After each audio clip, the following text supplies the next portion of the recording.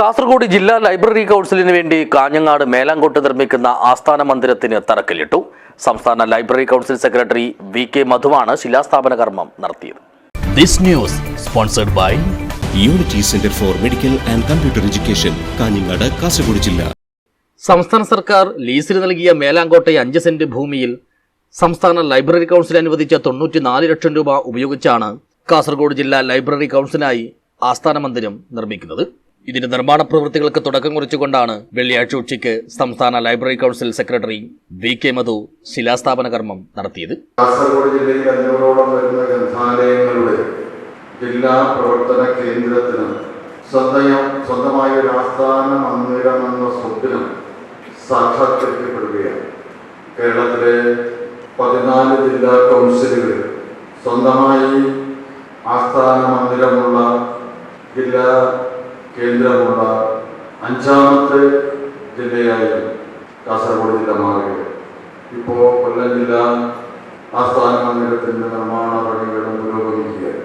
ബാക്കി അവശേഷിക്കുന്ന ജില്ലാ കേന്ദ്രങ്ങളൊക്കെ വാടക കെട്ടിടത്തിലൊക്കെയാണ് ഇപ്പോഴും പ്രവർത്തിച്ചുകൊണ്ടിരിക്കുന്നത്.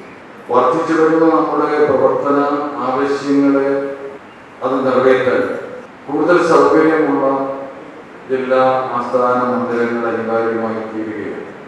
ജില്ലാ ആസ്ഥാന മന്ദിരങ്ങൾ മാത്രമല്ല, താലൂക്ക് കേന്ദ്രങ്ങളിലും പ്രവർത്തന സൗകര്യമുള്ള ഓഫീസുകൾ അത്യാവശ്യമായി വരുന്ന ഒരു സന്ദർഭമാണ് നമ്മുടെ മുന്നിലുള്ളത്. ഗ്രന്ഥലോകം വരിസംഖ്യയുടെ ആദ്യഗഡു ചടങ്ങിൽ വെച്ച് സംസ്ഥാന സെക്രട്ടറി വി.കെ. മധു ഏറ്റുവാങ്ങി. മേലാങ്കോട്ടെ ലയൺസ് ക്ലബ്ബ് ഹാളിൽ വെച്ച് നടത്തിയ ഉദ്ഘാടന പരിപാടിയിൽ ജില്ലാ library council president K V. Kunhiraman അധ്യക്ഷനായി.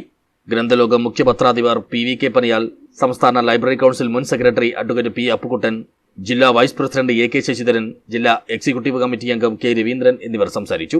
ജില്ലാ library council secretary doctor P. Prabhakaran സ്വാഗതവും ജോയിന്റ് സെക്രട്ടറി ടി. രാജൻ നന്ദിയും പറഞ്ഞു.